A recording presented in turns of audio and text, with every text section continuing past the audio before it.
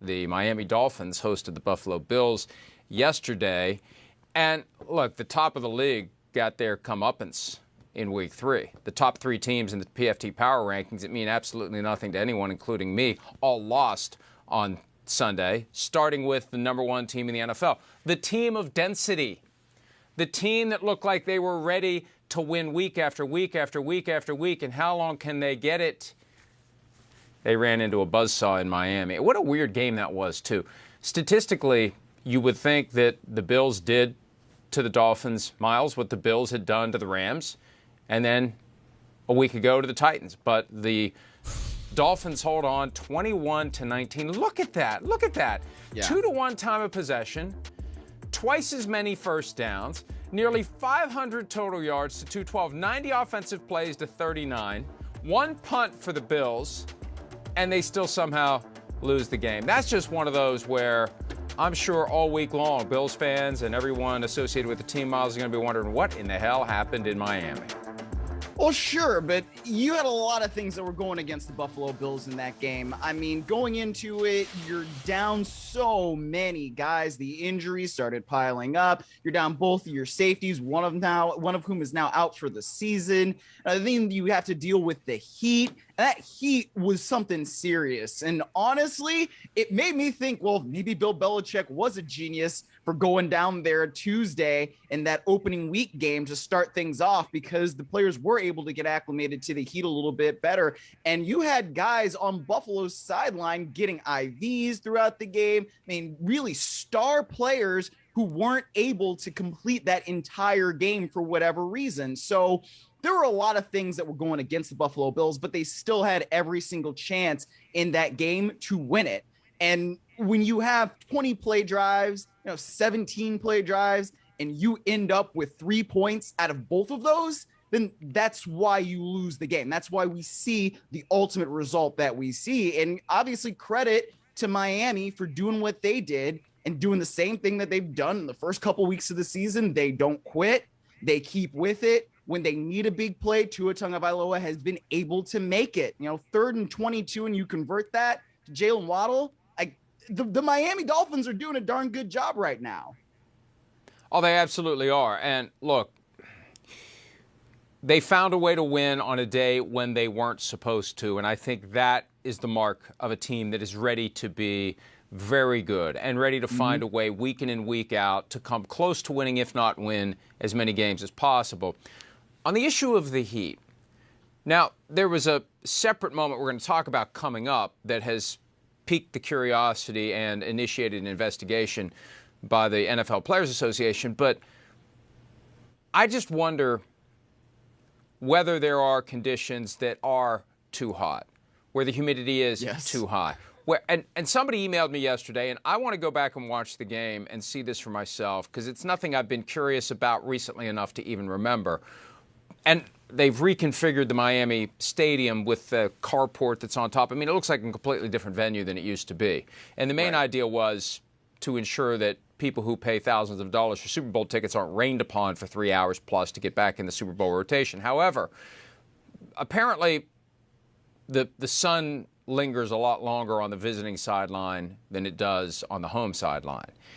And that, combined with the fact that anytime guys are cramping up on a hot day, my first reaction is that's on them for not properly hydrating throughout the week. I remember Odell Beckham Jr. seemed to have that problem all the time early in the season. Cramps, he's got cramps, he's got cramps. It's like you're not properly hydrating, because then you won't have cramps. And they preach, carry around the jug of water, drink water all day long leading up to the game. But when there's that many guys, is it a failure of the training staff in Buffalo? I mean, what prompted this widespread epidemic of heat-related issues yesterday for one team and not the other? And if I'm Bills management, that's one of the top items on my priority list today. Find out what happened. Was it the individuals on the team failing to do what they needed to do? Was it training staff, medical staff failing to tell them what they needed to do? Or are there just circumstances where maybe it is too hot, maybe it is too humid? This has come up before. The NFL has said there are never conditions it would be regarded as too cold. I don't know if there are conditions it would be regarded as too hot. But at some point, it becomes a safety issue. And when we see what we saw yesterday, if we do care about player health and safety, and again, we have a specific issue of health and safety coming up, but if we truly care about it, if this is the flag that everyone associated with the game is going to wave, there is a point where it becomes dangerously hot and or dangerously cold. And I just feel like that's not on anyone's radar screen.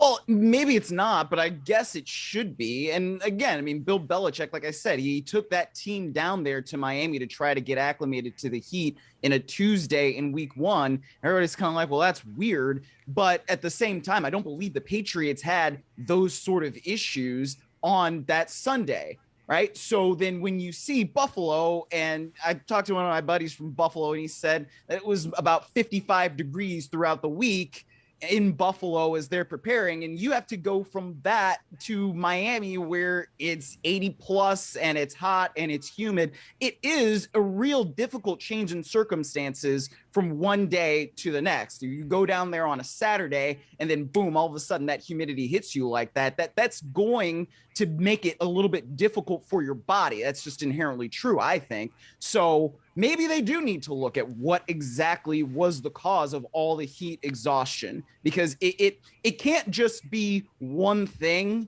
when you have all of the different players going down like that. I just don't think that it can be that bad without there being some sort of other circumstance where you're like, okay, this is more of a team thing than it is an individual player thing.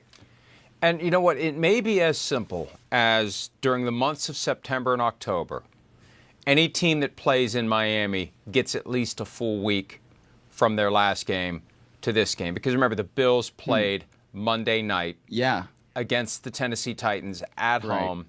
So while you're recovering from one game, you're preparing to go play in a dramatically different atmosphere in Miami. Maybe you should get the full week. Maybe that should be the rule. And, you know, hey, there was a time where the NFL wasn't properly sensitive to the idea of short week football. You've got the team who's the road team on Thursday night. They're the road team on Sunday, so they've got to travel back from wherever they are home, and then they've got to travel to, you know, little things like that can help equalize whatever imbalance there may be, and there clearly was something. So maybe it's worth at least asking the question, when we know that the hot games are going to be played in Miami, give a team a full week to get ready. However they choose to do it. If they choose to go down on Tuesday, fine. That's the last thing the Bills could have done. They played on Monday night. Right. They're not going to pack up and go to Miami on Tuesday morning. So it's just something to keep in mind. We're always trying to help improve the situations and the circumstances for everyone so we get the best of both teams. I think that's what we ultimately want. May the best team win. May both teams be in position to put their best foot forward. Now, the Dolphins were able to put their best foot forward, Myles, in the second half of the game because Tua Tagovailoa was cleared to return after a moment in the first half that caused everyone to assume that he had suffered a head injury. He's pushed to the ground late by Matt Milano, and I've gotten some emails from some angry Dolphins fans saying that Milano should have been ejected, and it didn't look like a horrible thing. And this is the moment that really got everyone's attention because he hit his head against the turf. He's wobbly twice. They held him up the second time. He stumbled. They held him up, and I was watching this in real time, and of course, you look at it and say, it's done. It's over. He's not playing again today. Straight to the locker room. Anytime there's gross motor instability, those are the three words under the concussion protocol that apply there, the wobbliness, you go straight to the locker room for the evaluation by a team physician and the unaffiliated neurotrauma consultant, which is a fancy mouthful for saying independent doctor who isn't under any influence from the Dolphins organization to give the thumbs up to let the guy get back in the game. That's one of the things the league realized 13 years ago when they had their concussion epiphany. Probably not a good idea to let somebody who's on the payroll of the team be in a position to up or down whether or not guys come back in a given game. You want an independent voice involved in this process. So they decided that he would be allowed to play. And let's just set the stage for what we're going to discuss next, Myles, by hearing directly from the head coach of the Miami Dolphins, Mike McDaniel, on what he thought about the injury or not that he saw Tua Tagovailoa suffer. When he hit his head on the ground, I assumed it was a head injury, but his legs got wobbly because his lower back was completely loose, and as he described it, it was like he said his lower back, it was like Gumby or something. It was like Gumby or something. Look, as somebody who has periodic back issues, I've got a sacroiliac joint that gets out of line, and I was talking about it Saturday night. Hey, it only happens to me once every couple years, and boom, it happened yesterday morning. My lower back doesn't feel like Gumby. It feels like it doesn't want to move. It feels like Gumby who's frozen solid and can't move at all. So this is the real problem here, and this is what we're trying to drill down on. Because I immediately, when we saw him come back into the game in the third quarter, I'm thinking, are they showing highlights from the first half? No, he's back on the field in the game. How did this happen? Immediately got in touch with the league. I need to know, because we need to explain on Football Night in America how this happened, Myles. Right. And when there is that gross motor instability, the independent, unaffiliated neurotrauma consultant, got to get it right, and the team physician look to see whether or not the gross motor instability has a neurological cause. And if they conclude it doesn't, they let the guy play. And my question, Myles, how do you determine that it's not a neurological cause? What's your objective criteria, if there is any? Is it as simple as asking the player why you were wobbly? Is this the next level, how many fingers, 2? Is that where we are? That the player just says, oh, it was my back, it's not a concussion? Because we know the player wants to play. That's the biggest issue here. The player wants to play. The player's going to do whatever he has to do to get back on the field. And I've been trying to get an answer, and I've gotten none yet, as to what the independent physician and the team doctor look to come to that conclusion. Because it can't only be what the player says. Certainly. It's certainly not. And I would expect that it's not. But I think when you have that situation where he does go straight to the locker room, and the other part of it is that it was announced as a head injury, and then all of a sudden it's a back injury, it becomes, wait a minute, what exactly happened here? And that is also a part of where the confusion came in, because the Miami Dolphins announced it, not only in the press box, but to the world on Twitter, as a head injury. And when the head injury becomes a back injury, it's the question becomes, well, how did the head injury become the back injury? And I don't know exactly what went on down there in the bowels of Hard Rock Stadium, but in some way, that's what they determined.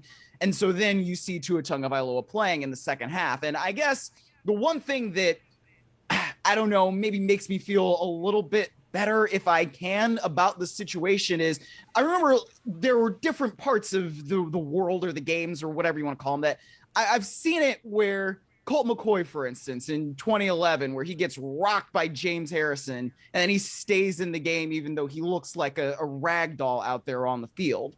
That's not something you want to see. It was a similar thing that happened with Case Keenum in Baltimore for the Rams in 2015, where he was lifted up and then he's still falling down and somehow didn't get examined immediately. And those are the kinds of things that you don't want to see. So at least in this situation, Tagovailoa did, at least allegedly, get evaluated by the independent doctor whose full title I am going to butcher right now, so I'm not going to say it. So there's at least something there where you can point to and say, this should have been done by the book, but was it actually? We don't quite know yet. Unaffiliated neurotrauma consultant. I know that because I was determined to get it right last night on Football Night in America, and I was scared to death that I was going to forget it or babble incomprehensibly when the time came to say those 3 magic words. Now, here's what happens. The NFL Players Association exercises its prerogative to conduct an investigation. The league and the union will work together to talk to everyone involved, the doctors, the player, whoever they need to talk to. And it'll take a week or two, typically, to come to a conclusion as to whether or not the protocol was followed or whether or not it was violated in some way. I'm told every time they've done this, they've reached an agreement through the process of doing the investigation that it was or it wasn't. And there have been times they've concluded that it wasn't. There will be fines potentially imposed on the team. They have changed out the unaffiliated neurotrauma consultant from time to time. They've decided the person wasn't sufficiently vocal, wasn't sufficiently assertive in doing the job that is expected of that person. And they've made tweaks to the policy and the protocol to try to close loopholes and prevent things from happening again. And look at it this way. You create a protocol. You've got 256 previously, now 272 regular season games per year where this can happen. How many times does it come up in a season? How many opportunities and occasions have there been to identify potential flaws where improvements could be made to the protocol? And this may be one. Coming up with some sort of objective test, if there is one, to counter the players saying, oh, no, I was wobbly because of the back that I injured in the first quarter that I didn't tell anybody about, and the team didn't say he's probable to return with a back injury. And all of a sudden, as I'm walking off the field after banging my head on the ground, that's when my back goes wobbly, and it has nothing to do with the fact that I just struck my head on the turf. There's got to be some other way to handle that situation. Now, they take him to the locker room, and obviously he was cleared. They did everything that they do to test a guy to determine whether or not he has a concussion, should play or shouldn't play. But it's just one of those, Myles, you know it when you see it. And sure. Even though they did take him to the locker room and evaluate him, it just felt like, to those of us who watch a lot of football and understand the human dynamic, it felt like something that shouldn't have happened. So that's where it's going to be incumbent on the league and the union to figure out what happened and find a way to help us all understand. That's all we want to do. This isn't an anti-Dolphins thing. You know, you got the Dolphins saying, oh, you're trying to keep Tua out of the game. You want us to lose. No, I don't want Tua to suffer a second head injury if he already has a first one, because we know that is when you are susceptible to a very serious outcome. And there are still high school players who die every year. One happened fairly recently. Somebody sent me the link to it. It happens because there isn't the same level of sensitivity. Someone has a head injury, they're allowed to keep playing, and that second head injury is the one that can kill them. That's what the NFL has been concerned about for 13 years now. So that's why it's an issue, and that's why we're all conditioned to believe when we see that, guy's not coming back. So we'll find out. We'll find out. And hopefully they agree. Hey, they can have an arbitration over this. There could be a grievance. That's never happened. But it could be that the league says everything was fine and the union says it wasn't, and they have to hash it all out. I don't think the league wants to do that. I don't think that's a good look for anybody. But obviously what happened yesterday, it just looked like something that viscerally we would say he should have not come back into the game. And they got some work to do to convince all of us why he was allowed back in the game, Myles. One thing that I also would say about the way Tua Tagovailoa hit his head against the turf is that he hit his head against grass and it wasn't field turf. And when that happens, there's a difference. And this is part of the reason why players like playing on grass so much more than they like playing on turf, because there is more natural give in the surface. So you don't necessarily have the same type of injury that can occur when your head bounces off that turf, because it then is going to a layer of something much harder than it is when you bounce your head off of grass. Now, bouncing your head off of anything is not an ideal thing to do, and I'm not saying that it is, but I think that's one other element of this that may have made it safer for Tua Tagovailoa than it would have been had that game been played in, let's say, Buffalo, where there is field turf as opposed to that natural surface of grass. And the other thing, too, and this was pointed out by the game broadcast, the whiplash effect as Tua's head snapped down there. It may not have been the impact as much it is the dramatic and rapid movement of the head, because no matter what you put on the outside to protect it, a quick and abrupt change of direction causes the brain to move inside the skull and strike the inside of the skull, where it has nothing to do with the blow to the skull and everything to do with the blow to the brain to the inside of the skull. So it doesn't matter. You can have the best helmet in the world, and when you have a rapid change of direction, a whiplash effect with that head, that's when you can get a brain injury. So Hey, we're just trying to understand what happened, and I think I've been incredibly diplomatic about it. The league has yet to respond to my very specific question of what do you look at other than the player's version of, no, it's not my head, it's my back, to come to the conclusion that the gross motor instability was unrelated to a potential neurological condition. And if it is, well, he checked out fine. Then why does gross motor instability even matter? Well, he checked out fine. He had gross motor instability, but he checked out fine.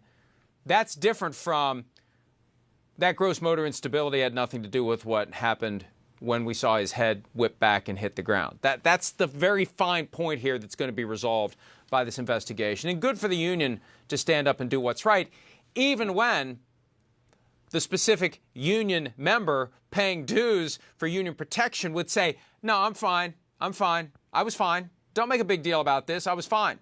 I was fine. It was my back. So it's kind of an awkward situation for everybody, but hopefully, Myles, they get to the truth. Hi, it's Mike Florio. Thanks for watching PFT on YouTube. Hit subscribe for the latest news and analysis from Pro Football Talk.